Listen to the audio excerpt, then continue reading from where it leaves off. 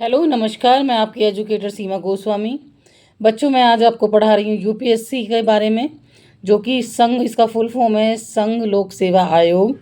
ये क्या है, इसके क्या कार्य हैं, बहुत ही शॉर्ट तरीके से मैं आपको समझाऊंगी। ये क्वेश्चन आते हैं जब आप यूपीएससी की तैयारी कर रहे हैं और आप इंटरव्यू तक जाते हैं, या क्वेश्चंस भी आते हैं इसके बारे में, तो आपको उसके बारे में जानकारी होना बहुत ज़रूरी है। तो देखो बच्चों, संघ लोक सेवा आयोग यानी कि यूपीएससी ये क्या है। संघ लोक सेवा आयोग में अध्यक्ष और 8 अन्य सदस्य शामिल होते हैं, यानी कि टोटल 9। एक अध्यक्ष होता है और 8 अन्य सदस्य शामिल होते हैं। इन्हें राष्ट्रपति द्वारा नियुक्त किया जाता है और अपनी नियुक्ति की तारीख से लेकर 6 वर्ष तक तथा अधिकतम 65 वर्ष तक अपने पद पर बने रहते हैं। देखो, जब इनकी नियुक्ति हो जाएगी उस तारीख से लेकर 6 वर्ष तक ये रहते हैं।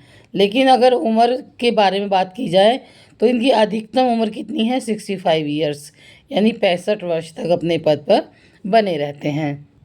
अब हम देखते हैं कि यूपीएससी के मुख्य कार्य कौन कौन से हैं, वो क्या क्या कार्य करता है, क्या ऑर्गेनाइजेशन, किस तरीके से यूपीएससी ऑर्गेनाइजेशन काम करती है, इसके बारे में जान लेते हैं।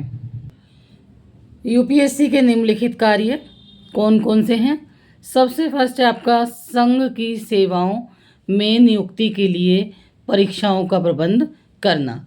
जो संघ की सेवाओं में, यानी जो सरकार की सेवाओं में नियुक्तियां होती हैं, उन परीक्षाओं का प्रबंध करना, वो परीक्षाएं करवाना यूपीएससी का मुख्य नंबर 1 कार्य है। सेकंड है, यदि 2 या 2 से अधिक राज्य निवेदन करते हैं तो उनको उन सेवाओं हेतु संयुक्त भर्ती की योजनाओं को बनाना, संचालित करने में सहायता करना। यानी जब कोई राज्य पहले परीक्षा, जैसे यूपीएससी, जैसे कि उत्तर प्रदेश के लिए होती थी, या अलग अलग राज्यों के लिए जो परीक्षाएं होती हैं, पर पहले क्या होता था, अगर ऐसे समझते हैं जैसे कि एक परीक्षा नीट है, तो नीट अलग अलग राज्यों की होती थी, अलग अलग तरीके से अलग अपना अपना राज्य एग्ज़ाम लेता था। अब लेकिन ऑल इंडिया लेवल पर हो गया है, चाहे वो नीट हो, जी का एग्ज़ाम हो, या इस तरीके से यूपीएससी के कार्य हों।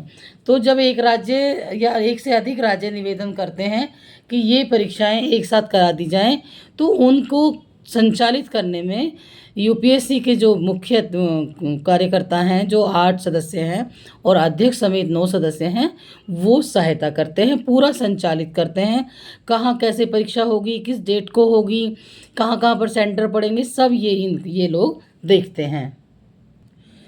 नंबर 3, सब सरकार को सिविल सेवाओं या सिविल पदों की भर्ती की विधियों से संबंधित सभी मामलों पर परामर्श देना। जो संघ सरकार है, जो केंद्र में सरकार है, जो सिविल सेवाएं हो रही हैं या परीक्षाएं हो रही हैं या उन पदों पर भर्तियां हो रही हैं, उन विधियों से संबंधित सारे मामलों पर परामर्श देना। यानी सरकार को ये जो ऑर्गेनाइजेशन है यूपीएससी, यानी संघ लोक सेवा आयोग जो ऑर्गेनाइजेशन है, ये परामर्श देती है कि परीक्षाएं विधि अनुसार कैसे होंगी, सेवाएं या जो पदों की भर्ती हैं वो सब सिविल सेवाओं या सिविल पदों की भर्ती किस विधि से होगी, संबंधित मामलों पर परामर्श देता है। ये किसका काम है? ये है आपका संघ लोक सेवा आयोग का, यानी यूपीएससी वालों का। ये संघ सरकार को अपनी इन सारी जानकारी से अवगत कराते हैं, संघ सरकार को, यानी केंद्रीय सरकार को। तो आज मैंने आपको पढ़ाया संघ लोक सेवा आयोग यानी यूपीएससी। ये क्या है, संघ लोक, सीधे एक बार और रिपीट कर देती हूँ सॉरी।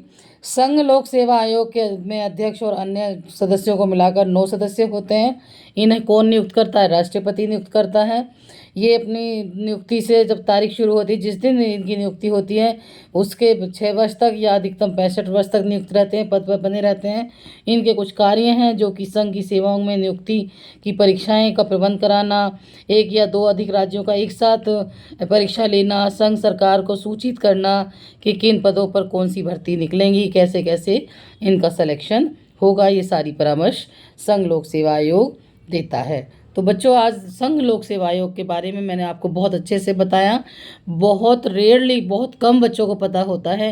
पहले तो वो समझ ही नहीं पाते कि संघ लोक सेवा आयोग है क्या, इसके कार्य क्या हैं।